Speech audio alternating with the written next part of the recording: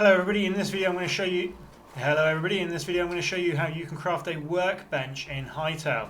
So to begin with, you're going to need some tools, and to quickly get tools, all you're going to need to do is go over to the nearest river and pick up some stone here, which you can see I've just got from the riverbed. And once we've done this, we can start to begin to craft tools. And then we want to come over to find some hedges or some brushes like this, for example. And if we just go ahead and hit these, you'll see that they start to drop twigs. We just want to get a couple of twigs together.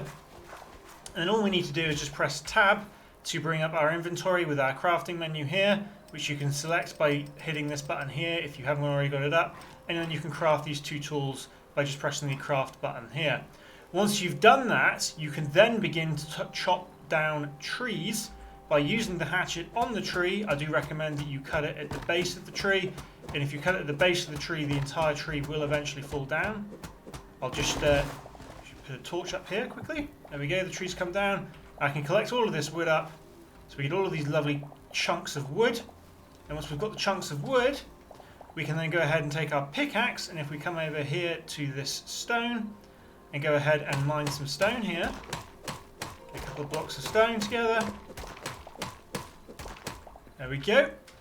And now, once we've done both of that, we can go ahead and open up the tab button, and you can see here that we have the workbench enabled because we now have enough stone and enough tree trunks to go ahead and press craft. And if we go ahead now and take the workbench, once it's crafted, into our hotbar, we can then go ahead and place it. You can press R as well on your keyboard to change the rotation. And then right click, and then you've got yourself a workbench. And that is how you craft a workbench in Hytale. I hope this tutorial helped.